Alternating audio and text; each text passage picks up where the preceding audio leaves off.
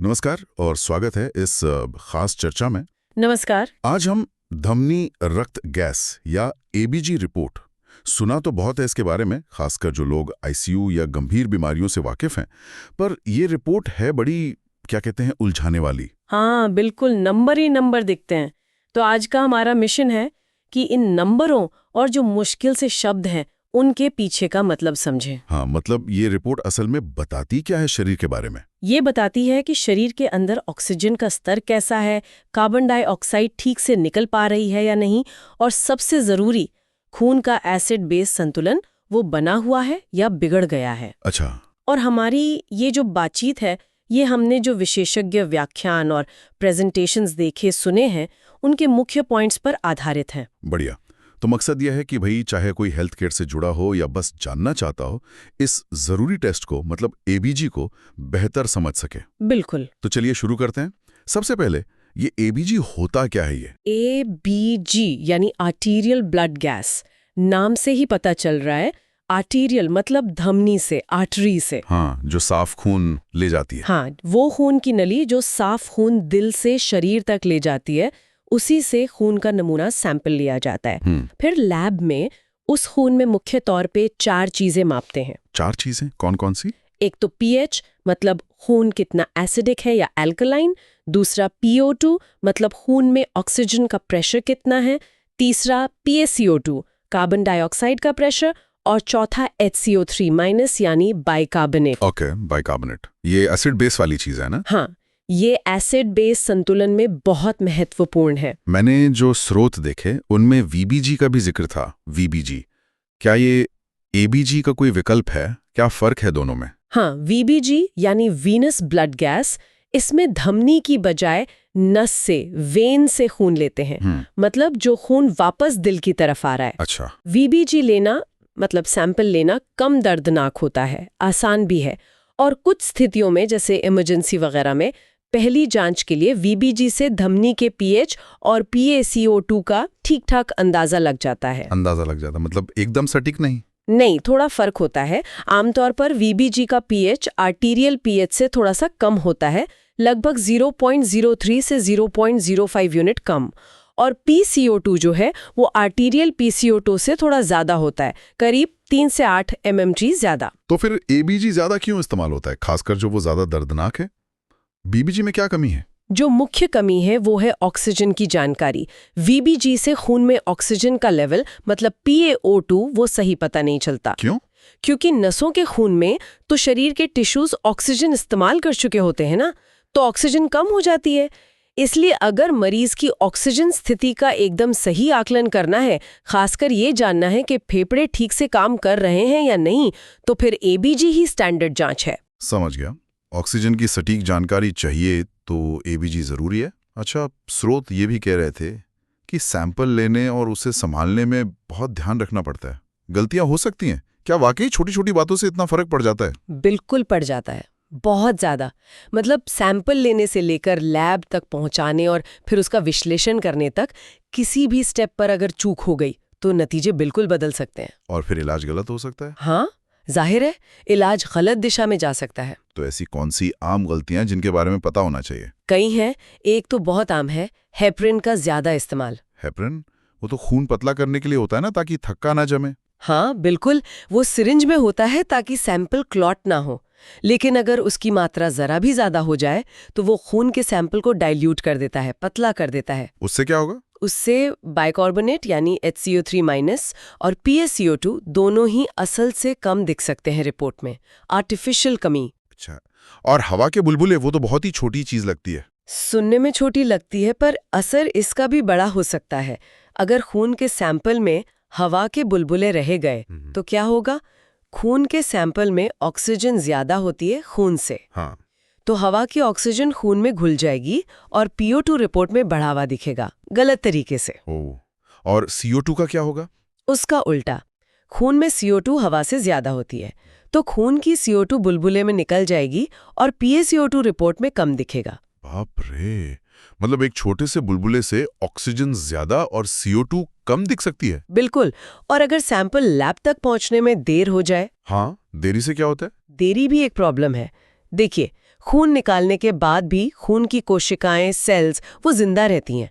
वो ऑक्सीजन इस्तेमाल करती रहती हैं, मेटाबॉलिज्म चलता रहता है और कार्बन डाइऑक्साइड बनाती रहती हैं। अच्छा, सैंपल के अंदर भी? हाँ, तो अगर सैंपल का विश्लेषण तुरंत नहीं हुआ, मान लीजिए 15-30 मिनट के अंदर, या अगर उसे बर्फ पर रखकर ठीक से नहीं भेजा गया, तो क्या होगा? PO2 कम हो जाएगा, PaCO2 बढ़ जाएगा। ओके, और कुछ? हाँ, पोटेशियम भी। कोशिकाओं से पोटेशियम बाहर निकल सकता है, तो रिपोर्ट में K+ लेवल बढ़ा हुआ दिख सकता है। और एक और अजीब सी चीज लिखी थी स्रोतों में, ल्यूकोसाइट लार्सेनी। ये क्या है? हाँ, ये एक दिलचस्प पर गंभीर स्थिति है। ल्यूकोसाइट मतलब सफेद रक्त कोशिकाएं, WBC या TLC। लार्सेनी मतलब चोरी। खून की सफेद कोशिकाएं चोरी करती हैं क्या? ऑक्सीजन की चोरी। जिन मरीजों के खून में WBC की संख्या बहुत ज्यादा होती है, जैसे ल्यूकीमिया में, तो ये कोशिकाएं बहुत एक्टिव होती हैं। वो सैंपल के अंदर ही ऑक्सीजन को तेजी से इस्तेमाल कर लेती हैं। तो रिपोर्ट में क्या दिखेगा? रिपोर्ट में PO2 खतरनाक रूप से कम दिख सकता है। इसे कहते हैं स्पूरियस हाइपोक्सीमिया, मतलब झूठी ऑक्सीजन की कमी, जबकि शायद मरीज के शरीर में उतनी कमी ना हो। बाप रे, तो इसका मतलब रिपोर्ट पर आंख बंद करके भरोसा नहीं कर सकते। पहले ये देखना जरूरी है कि सैंपल सही तरीके से लिया और हैंडल किया गया या नहीं। बिल्कुल, बहुत जरूरी है ये। चलिए, अब मान लेते हैं कि हमारे पास एक सही रिपोर्ट है, तो इसमें मुख्य नंबर कौन से हैं और उनकी नॉर्मल वैल्यूज क्या हैं? आपने 4 बताई थी। हाँ, 4 मुख्य स्तंभ है, कह सकते हैं। पहला pH, जी। ये खून की एसिडिटी या एल्कलाइनिटी बताता है। इसकी नॉर्मल रेंज बहुत ही संकरी है, 7.35 से 7.45। 7.35 से 7.45, ठीक है। दूसरा PaO2, partial pressure of oxygen, धमनी के खून में घुली ऑक्सीजन का प्रेशर। नॉर्मल वैल्यू होती है 80 से 100 mmHg। mmHg ये बताता है कि फेफड़ों से खून में कितनी ऑक्सीजन आ रही है। हाँ, बिल्कुल। तीसरा है PaCO2, partial pressure of carbon dioxide, धमनी के खून में घुली कार्बन डाइऑक्साइड का प्रेशर। नॉर्मल वैल्यू 35 से 45 mmHg। 35 से 45 mmHg ये क्या बताता है? ये बताता है कि फेफड़े कितनी अच्छी तरह CO2 को शरीर से बाहर निकाल रहे हैं, मतलब वेंटिलेशन कैसा है। Okay, ventilation. और चौथा HCO3- बाइकार्बोनेट आयन।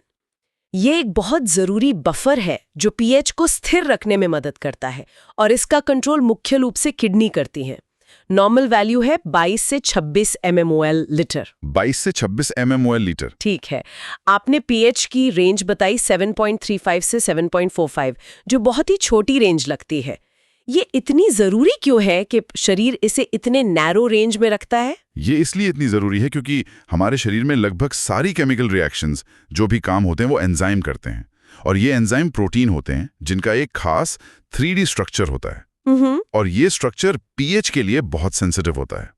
अगर खून का pH इस छोटी सी रेंज से बाहर चला जाए, मतलब ज्यादा एसिडिक हो जाए 7.35 से कम, हाँ। या ज्यादा एल्कलाइन 7.45 से ज्यादा, तो इन एंजाइम का स्ट्रक्चर बिगड़ जाता है, तो वो काम करना बंद कर देते हैं। हाँ, वो ठीक से काम करना बंद कर देते हैं। और अगर pH बहुत ज्यादा बिगड़ जाए तो ये जानलेवा भी हो सकता है। तो शरीर इस संतुलन को बनाए कैसे रखता है, जबकि हमारे मेटाबॉलिज्म से तो लगातार एसिड बनता रहता है? शरीर के पास कई डिफेंस सिस्टम है। पहला तो है खून में मौजूद बफर सिस्टम, जैसे बाइकार्बोनेट कार्बन डाइऑक्साइड सिस्टम सबसे मुख्य है। ये बफर pH में होने वाले छोटे मोटे बदलावों को तुरंत न्यूट्रलाइज कर देते हैं। तुरंत? हाँ, फौरन। दूसरा हमारे फेफड़े हैं। कार्बन डाइऑक्साइड CO2 पानी में घुलकर कार्बोनिक एसिड बनाती है, तो CO2 को हम एसिडिक मानते हैं। फेफड़े क्या करते हैं, सांस की रफ्तार को कम या ज्यादा करके CO2 की मात्रा को कंट्रोल करते हैं। अच्छा, तेज सांस लेकर CO2 ज्यादा निकाल दी तो एसिडिटी कम हो गई? बिल्कुल, और अगर कम निकाली तो एसिडिटी बढ़ सकती है। और तीसरा सिस्टम है हमारे किडनी, गुर्दे। वो कैसे मदद करते हैं? किडनी धीरे धीरे काम करती है, मतलब घंटों से दिनों में, लेकिन ये ज्यादा शक्तिशाली होती हैं। ये सीधे एसिड H+ आयन या बेस HCO3- आयन को पेशाब में निकाल सकती हैं या बचा सकती हैं। अच्छा, तो इन तीनों के बीच, बफर, फेफड़े और गुर्दे, इनके बीच एक बहुत कॉम्प्लेक्स तालमेल होता है। कभी कभी इसे वो हैंडरसन हैसलबैच समीकरण से दिखाते हैं, पर हमें उस गणित में जाने की जरूरत नहीं है। हाँ, वो तो बहुत कॉम्प्लिकेटेड है। जरूरी बात यह है कि pH, PaCO2 और HCO3- ये तीनों एक दूसरे से गहराई से जुड़े हुए हैं। एक में बदलाव होगा तो बाकियों पर असर पड़ेगा। अच्छा, ये समझना जरूरी है। अच्छा, स्रोतों में कुछ मिलते जुलते शब्द थे, एसिडेमिया, एल्केलीमिया, एसिडोसिस, एल्कलोसिस। इनमें क्या फर्क है? ये अक्सर कंफ्यूज करते हैं। हाँ, ये अच्छा सवाल है क्योंकि ये फर्क बहुत जरूरी है। देखिए, जिसके आखिर में एमिया लगा है वो खून की असली हालत बताता है। असली हालत? हाँ। तो एसिडीमिया का मतलब है कि खून का पीएच सच में 7.35 से कम है, और एल्कलीमिया का मतलब है कि खून का पीएच सच में 7.45 से ज्यादा है। ओके, तो ईमिया मतलब खून का एक्चुअल पीएच लेवल, और ओसिस? ओसिस बताता है उस अंदरूनी प्रक्रिया या गड़बड़ी को जो शरीर के एसिड बेस संतुलन को बिगाड़ने की कोशिश कर रही है, भले ही उस कोशिश के बावजूद खून का पीएच नॉर्मल रेंज में हो या ना हो। अच्छा, मतलब कोशिश चल रही है। हाँ, एसिडोसिस एक ऐसी प्रक्रिया है जो शरीर में एसिडिटी बढ़ाने की तरफ ले जा रही है। या तो CO2 बढ़ रही है या HCO3- कम हो रहा है। और एल्कलोसिस वो प्रक्रिया है जो शरीर में एल्कलाइनिटी बढ़ाने की तरफ ले जा रही है। या तो CO2 कम हो रही है या HCO3- बढ़ रहा है। अच्छा, तो ऐसा हो सकता है कि किसी को एसिडोसिस की प्रक्रिया चल रही हो पर खून में एसिडीमिया ना हो, अगर बॉडी ने संभाल लिया हो। बिल्कुल, यही तो पॉइंट है। और यहीं से ये भी जुड़ा है कि प्रॉब्लम की जड़ कहाँ है। रेस्पिरेटरी मतलब फेफड़ों से जुड़ी PCO2 में गड़बड़, या मेटाबॉलिक मतलब चयापचय या किडनी से जुड़ी HCO3 में गड़बड़। और वो एक्यूट और क्रॉनिक वाली बात? हाँ, साथ में ये भी देखना होता है कि प्रॉब्लम एक्यूट है मतलब अभी शुरू हुई है, या क्रॉनिक मतलब लंबे समय से चल रही है, क्योंकि शरीर का रिएक्शन दोनों में अलग होता है। ठीक है, अब ये टर्म ज्यादा क्लियर है। अब मान लीजिए हमारे पास ABG रिपोर्ट आ गई। इसे समझने का सही तरीका क्या है, स्टेप बाय स्टेप? पहला कदम क्या होना चाहिए? सबसे पहले रिपोर्ट में पीएच देखिए, बस क्या वो 7.35, 7.45 की नॉर्मल रेंज में है या उससे कम है, एसिडेमिया, या ज्यादा है, अल्कलीमिया। और अगर नॉर्मल है तो? सब ठीक, जरूरी नहीं। यहीं पर एक सावधानी रखनी है। अगर पीएच नॉर्मल है तो इसका मतलब ये नहीं कि सब ठीक है। हो सकता है दो उल्टी गड़बड़ियां चल रही हों, जैसे रेस्पिरेटरी एसिडोसिस भी हो और मेटाबॉलिक एल्कलोसिस भी। वो एक दूसरे के असर को काट सकती हैं और पीएच नॉर्मल दिख सकता है, लेकिन अंदर गड़बड़ बहुत हो सकती है। ओह, ये तो ध्यान रखने वाली बात है। ठीक है, पीएच देख लिया, मान लीजिए पीएच कम है, 7.35, एसिडीमिया है। अब अगला कदम? अगला कदम है ये पता लगाना कि ये एसिडीमिया क्यों है, फेफड़ों की वजह से, रेस्पिरेटरी या मेटाबॉलिक कारणों से। इसके लिए हम देखेंगे PCO2 को। PCO2 को कैसे?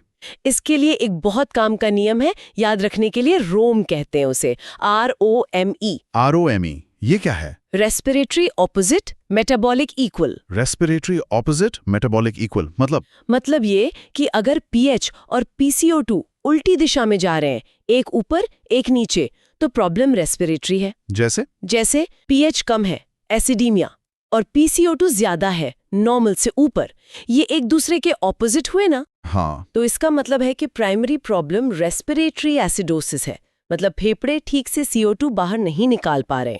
और अगर पीएच ज्यादा हो और PaCO2 कम? तब भी ऑपोजिट है, पीएच ज्यादा, एल्कलीमिया, और PaCO2 कम, नॉर्मल से नीचे। तो प्राइमरी प्रॉब्लम रेस्पिरेटरी एल्कलोसिस हुई, मतलब फेफड़े जरूरत से ज्यादा CO2 बाहर निकाल रहे हैं। ठीक है, यह हुआ रेस्पिरेटरी ऑपोजिट।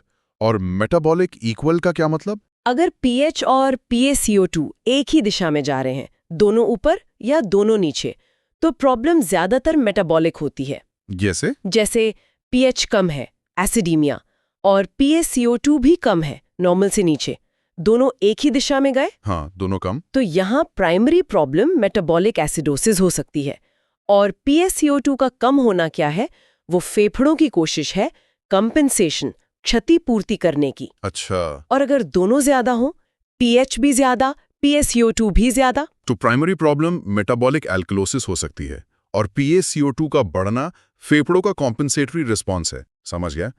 तो पहले पीएच देखा, फिर PaCO2 देखा, और रोम नियम से पता लगाया कि प्राइमरी गड़बड़ रेस्पिरेटरी है या मेटाबॉलिक। इसके बाद क्या तीसरा स्टेप है कंपेंसेशन, यानी क्षतिपूर्ति को देखना। जैसा हमने बात की, जब एक सिस्टम गड़बड़ाता है, फेफड़े या मेटाबॉलिक किडनी, तो दूसरा सिस्टम कोशिश करता है पीएच को वापस नॉर्मल की तरफ लाने की। हाँ। तो हमें ये देखना होता है कि क्या दूसरा सिस्टम रिस्पॉन्ड कर रहा है, और अगर कर रहा है तो क्या वो रिस्पॉन्स उतना है जितना होना चाहिए। मतलब अपेक्षित मात्रा में है या नहीं। ये अपेक्षित मात्रा कैसे पता चलती है, और आपने वो अक्यूट और क्रॉनिक वाली बात कही थी, उसका यहाँ रोल है? हाँ बिल्कुल है। देखिए, फेफड़े PaCO2 बदलकर बहुत जल्दी रिस्पॉन्ड करते हैं, मिनटों से घंटों में, जबकि किडनी HCO3- बदलकर धीरे धीरे रिस्पॉन्ड करती हैं, घंटों से लेकर कई दिन लग जाते हैं। अच्छा। तो जो अक्यूट प्रॉब्लम होती है नई वाली, उसमें कंपनसेशन कम दिखता है, जबकि क्रॉनिक पुरानी प्रॉब्लम में कंपनसेशन ज्यादा दिखता है। और ये कैसे पता करें कि कंपनसेशन ठीक है या नहीं? इसके लिए कुछ स्टैंडर्ड फॉर्मूले होते हैं, जैसे मेटाबॉलिक एसिडोसिस के लिए विंटर्स फॉर्मूला है, रेस्पिरेटरी गड़बड़ियों के लिए अलग नियम है। हमें उन फॉर्मूलों की गहराई में जाने की जरूरत नहीं है अभी। ठीक है। पर जरूरी बात यह है कि अगर कॉम्पनसेशन उतना नहीं है जितना होना चाहिए, या तो बहुत कम है या जरूरत से ज्यादा है, तो ये इशारा हो सकता है कि मरीज को एक साथ एक से ज्यादा एसिड बेस प्रॉब्लम है, जिसे मिक्स डिसऑर्डर कहते हैं। Mix disorder. अच्छा, जैसे वो स्रोतों में COPD के मरीज का जिक्र था, उनमें तो CO2 ज्यादा रहती है, रेस्पिरेटरी एसिडोसिस, तो क्या उनकी बॉडी लंबे समय में HCO3 बढ़ाकर बैलेंस करती है? बिल्कुल सही समझे आप। क्रॉनिक रेस्पिरेटरी एसिडोसिस में, जैसे COPD में होता है, किडनी धीरे धीरे बाइकार्बोनेट H2CO3 को बचाना शुरू कर देती है, ताकि बढ़े हुए CO2 का जो एसिडिक असर है वो कम हो सके। तो उनकी ABG में क्या दिखेगा? उनकी ABG में अक्सर PaCO2 भी बढ़ावा मिलेगा और HCO3- भी बढ़ावा मिलेगा, और pH शायद नॉर्मल के करीब हो या थोड़ा सा कम। ये एक कॉम्पेंसेटेड या partially compensated chronic respiratory acidosis का क्लासिक उदाहरण है। ठीक है, कॉम्पनसेशन का कॉन्सेप्ट अब काफी क्लियर है। तो हमने pH देखा, PaCO2 से प्राइमरी प्रॉब्लम जानी, और फिर कॉम्पनसेशन देखा। चौथा कदम क्या है? चौथा कदम खास तौर पर तब जरूरी है जब प्राइमरी प्रॉब्लम मेटाबॉलिक एसिडोसिस निकली हो। सिर्फ मेटाबॉलिक एसिडोसिस में? हाँ, इस सिचुएशन में हमें एनायन गैप कैलकुलेट करना चाहिए। एनायन गैप, ये क्या होता है? देखिए, हमारे खून में बहुत सारे आयन होते हैं, चार्ज वाले पार्टिकल्स, पॉजिटिव चार्ज वाले कैटायन, नेगेटिव चार्ज वाले एनायन। हाँ। और शरीर में हमेशा total positive charge total negative charge के बराबर होता है। लेकिन जब हम लैब में टेस्ट करते हैं तो सारे आयन्स नहीं मापते। एनायन गैप एक कैलकुलेशन है। हम मुख्य कैटायन सोडियम Na+ में से मुख्य एनायन क्लोराइड Cl- और बाइकार्बोनेट HCO3- को घटाते हैं। फॉर्मूला क्या है? Ag = Na+, Cl- plus HCO3-। Normally यह गैप 8 से 12 मिलीमोल लीटर के बीच होता है। ये गैप किस चीज का है? ये गैप उन नेगेटिव आयंस का है जिन्हें हम रूटीन में मापते नहीं हैं, जैसे एल्ब्यूमिन, फॉस्फेट, सल्फेट वगैरह। ठीक है, ये एक नंबर आ गया, पर इससे मेटाबॉलिक एसिडोसिस को समझने में कैसे मदद मिलती है? इसका असली फायदा क्या है? इसका असली फायदा ये है कि एनायन गैप हमें मेटाबॉलिक एसिडोसिस के कारणों को 2 बड़े ग्रुप में बांटने में मदद करता है। इससे डायग्नोसिस और इलाज की दिशा तय करने में आसानी होती है। 2 ग्रुप कौन से? पहला है high anion gap metabolic acidosis HAGMA। इसमें Ag नॉर्मल से ज्यादा होता है, 12 से ऊपर। इसका मतलब है कि खून में कोई एक्स्ट्रा अनमेजर्ड एसिड जमा हो गया है, जैसे लैक्टिक एसिड, शॉक इन्फेक्शन में, या कीटोन बॉडीज डायबिटीज DKA, शराब पीने से, या किडनी फेलियर में एसिड बाहर नहीं निकल पाते, या फिर कुछ जहर जैसे मेथनॉल, एथिलीन ग्लाइकॉल। ये एसिड H+ छोड़ते हैं जो HCO3- को कम कर देता है और एसिड का नेगेटिव हिस्सा गैप को बढ़ा देता है। ओके, HAGMA माने बढ़ती एसिड जमा होना। और दूसरा ग्रुप? दूसरा है normal anion gap metabolic acidosis NAGMA। इसमें Ag नॉर्मल रहता है 8 से 12। ऐसा तब होता है जब एसिडोसिस का कारण सीधे सीधे शरीर से बाइकार्बोनेट HCO3 का लॉस होना है, कोई नया एसिड नहीं बन रहा। बाइकार्बोनेट का लॉस कैसे? जैसे दस्त लगने पर, डायरिया, आंतों से बहुत सारा बाइकार्बोनेट निकल जाता है, या फिर किडनी की कुछ बीमारियां होती हैं, रीनल ट्यूबुलर एसिडोसिस RTA, जिनमें किडनी एसिड बाहर नहीं निकाल पाती या बाइकार्बोनेट बचा नहीं पाती। तो इसमें गैप नॉर्मल क्यों रहता है? क्योंकि जब HCO3- कम होता है तो बॉडी बैलेंस बनाने के लिए क्लोराइड Cl को बढ़ा देती है और क्लोराइड तो मेजर्ड एनायन है, इसलिए गैप नॉर्मल रहता है। इसे हाइपर क्लोरेमिक मेटाबॉलिक एसिडोसिस भी कहते हैं। वाह, तो एनायन गैप देखकर फौरन आइडिया लग जाता है कि प्रॉब्लम शरीर में एसिड बनने की है, HAGMA, या बेस बाइकार्बोनेट निकलने की, NaGMA। ये तो डायग्नोसिस के लिए बहुत ही मददगार है। हाँ बिल्कुल। आपने एल्ब्यूमिन का जिक्र किया था अनमेजर्ड एनायन के तौर पर, उसका क्या रोल है? हाँ, एल्ब्यूमिन खून में सबसे ज्यादा पाया जाने वाला प्रोटीन है और उस पर नेगेटिव चार्ज होता है, तो वो अनमेजर्ड एनायन का एक बड़ा हिस्सा है। अगर किसी मरीज का एल्ब्यूमिन लेवल कम है, जैसे कुपोषण में या लिवर किडनी की बीमारी में, तो उसका कैलकुलेटेड एनायन गैप असल से कम दिखेगा। तो क्या करें? तो कम एल्ब्यूमिन वाले मरीजों में एनायन गैप की वैल्यू को एल्ब्यूमिन के लिए करेक्ट करना पड़ता है। एक रफ रूल है कि एल्ब्यूमिन के हर एक GDL की कमी के लिए नॉर्मल 4 से नीचे कैलकुलेटेड AG में करीब 2.5 जोड़ देना चाहिए। ये बहुत उपयोगी बात है। क्या इस विश्लेषण में कोई और कदम भी हैं? स्रोत कुछ और मुश्किल कैलकुलेशंस की तरफ भी इशारा कर रहे थे। हाँ, मतलब विशेषज्ञ स्तर पर और भी चीजें देखी जाती हैं, जैसे HAGA में कभी-कभी डेल्टा रेशो कैलकुलेट करते हैं, ये देखने के लिए कि कहीं साथ में कोई और एसिड बेस गड़बड़ी तो नहीं है।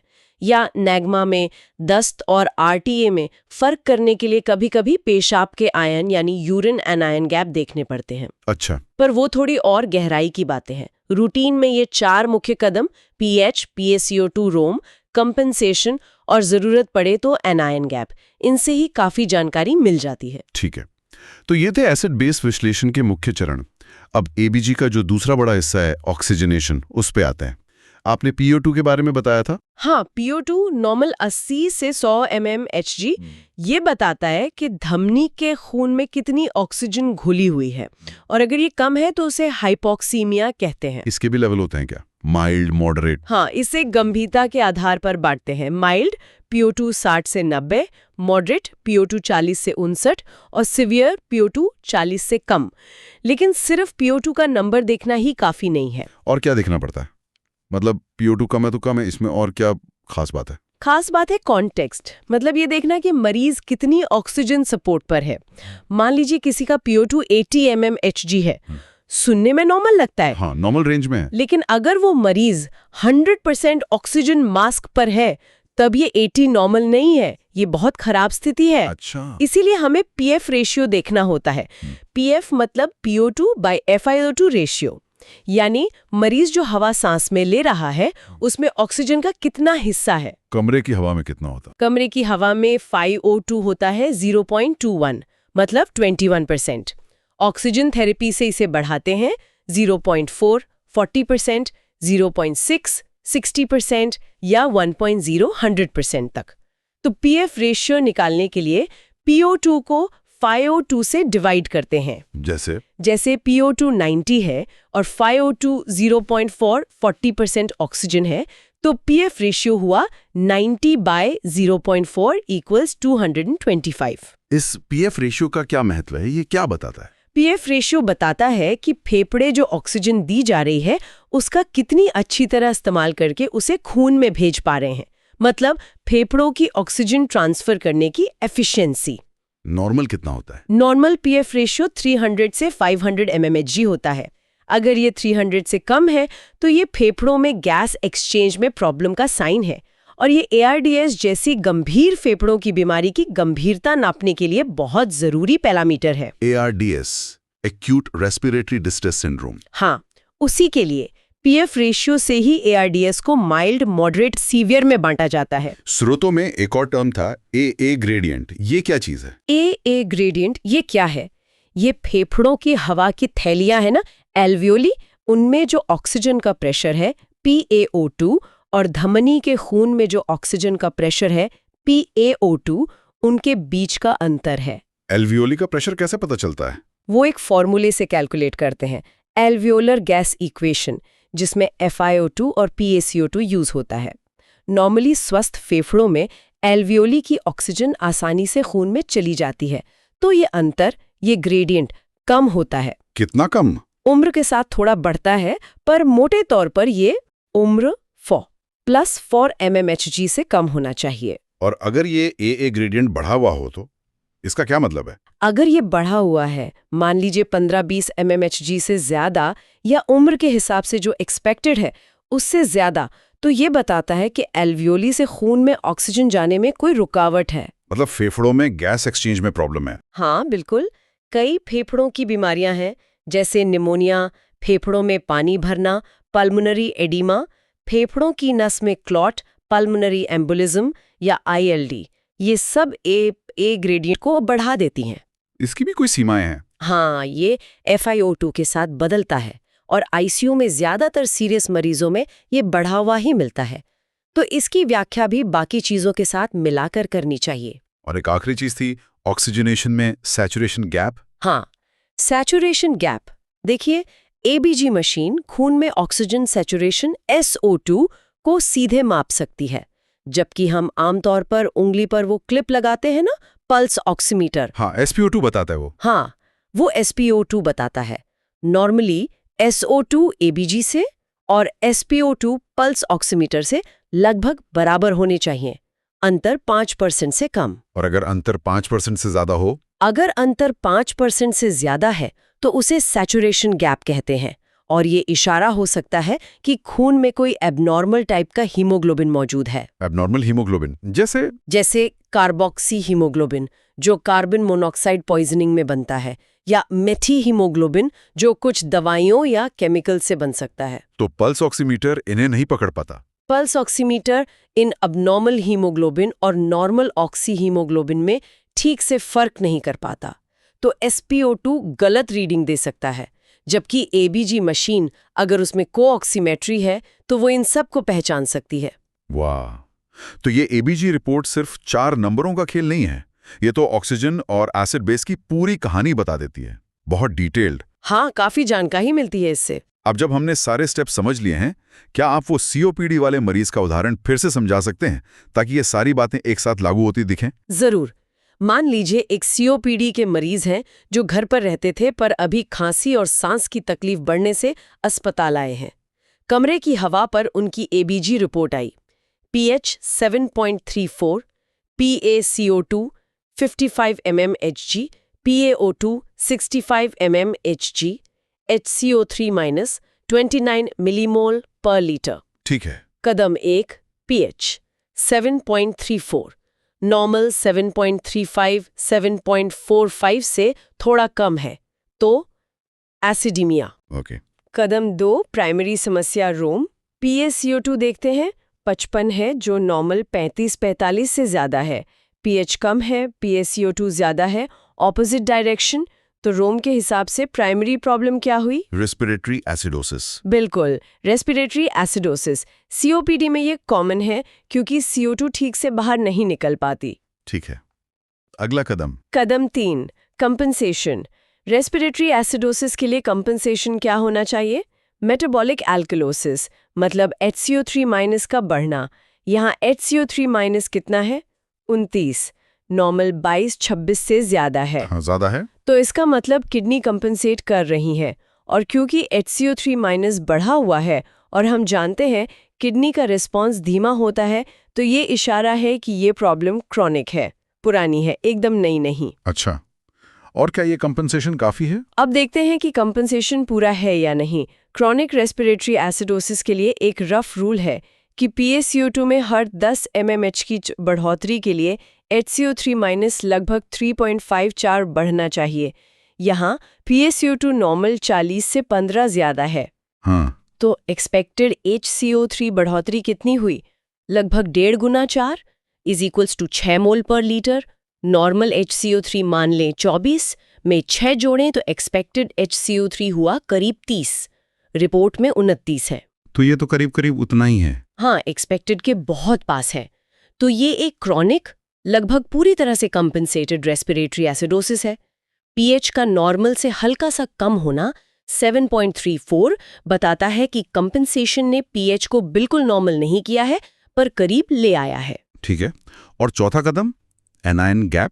क्योंकि प्राइमरी प्रॉब्लम मेटाबॉलिक एसिडोसिस नहीं है, तो यहाँ एनायन गैप कैलकुलेट करने की जरूरत नहीं है। ओके।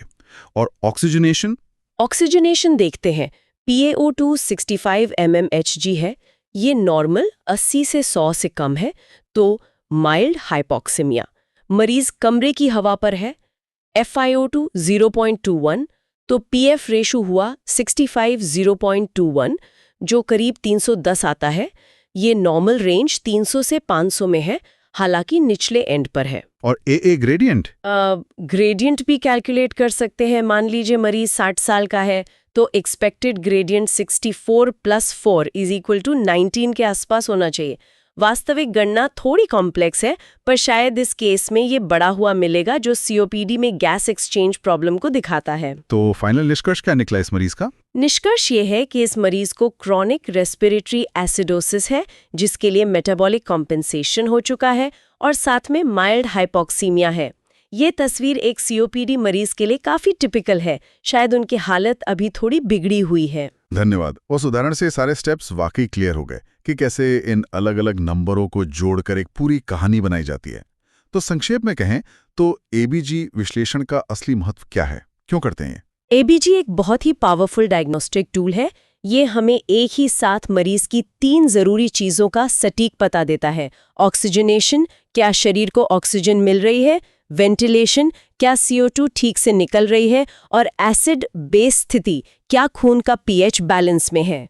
और ये जानकारी किन बीमारियों में काम आती है? ये जानकारी बहुत सी गंभीर और जानलेवा स्थितियों के डायग्नोसिस में, उनकी गंभीरता समझने में और इलाज कितना काम कर रहा है ये देखने में बहुत जरूरी है। जैसे COPD या अस्थमा का severe attack, diabetic ketoacidosis, DKA, sepsis या शॉक, किडनी फेलियर, दवा की ओवरडोज या पॉइजनिंग, सीवियर निमोनिया या ARDS, हार्ट फेलियर, लिस्ट लंबी है। ये तो वाकई बहुत उपयोगी जांच लगती है। लेकिन क्या इसकी कुछ कमियां या लिमिटेशंस भी हैं जिनके बारे में पता होना चाहिए? हाँ, कुछ जरूरी लिमिटेशंस हैं। पहली बात, ABG सिर्फ एक पल की तस्वीर है, एक स्नैपशॉट। मरीज की हालत, खासकर जो गंभीर मरीज होते हैं, वो बहुत तेजी से बदल सकती है, तो बार बार जांच करनी पड़ सकती है। दूसरी, नतीजों में थोड़ी बहुत वेरिएशन हो सकती है, खासकर PaO2 में, और सैंपल लेने की तकनीक से भी नतीजों पर असर पड़ सकता है। और तीसरी और शायद सबसे जरूरी बात, ABG रिपोर्ट को कभी भी अकेले नहीं देखना चाहिए। जी, उसे हमेशा मरीज की पूरी क्लिनिकल पिक्चर के साथ देखना चाहिए। सीखा। उसके लक्षण क्या हैं, हिस्ट्री क्या है, जांच में क्या मिला, बाकी टेस्ट क्या कह रहे हैं। सिर्फ नंबर देखकर फैसला लेना खतरनाक हो सकता है। बिल्कुल सही कहा। कॉन्टेक्स्ट बहुत जरूरी है। बिल्कुल। और आखिर में, जैसा हमने पहले कहा, ये एक दर्दनाक और इन्वेजिव प्रक्रिया है। आर्टरी में सुई चुभानी पड़ती है, जिसमें थोड़े रिस्क भी होते हैं, दर्द, खून बहना, इन्फेक्शन या आर्टरी को चोट लगना। बिल्कुल सही कहा आपने। संदर्भ ही सब कुछ है। नंबर जरूरी सुराग देते हैं, लेकिन पूरी कहानी तो मरीज को देखकर ही समझ आती है।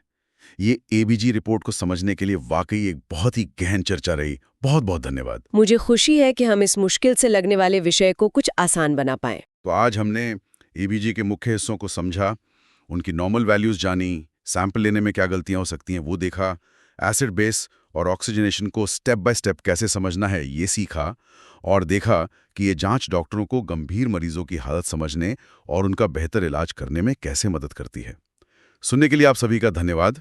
और जाते जाते बस एक ख्याल आता है मन में, जब हम देखते हैं कि हमारा शरीर अपने अंदर के माहौल को pH, ऑक्सीजन, कार्बन डाइऑक्साइड कितनी बारीकी और कितनी कॉम्प्लेक्सिटी से कंट्रोल करता है, और कैसे खून की कुछ बूंदों में छिपे ये नंबर उस नाजुक बैलेंस या उसके बिगड़ने की कहानी बता सकते हैं। तो ये हमें अपने शरीर के इस अद्भुत सिस्टम और इसकी कारीगरी की तारीफ करने पर मजबूर करता है। बिल्कुल। शायद अगली बार जब कोई हेल्थ डिस्कशन में एसिडोसिस, PF रेशियो या एनायन गैप जैसे शब्द सुने तो वो उतने अनजान या डरावने ना लगें और उन्हें एक नई गहरी समझ के साथ सुना जा सके। अगली बार फिर मिलेंगे एक और दिलचस्प विषय के गहन विश्लेषण के साथ।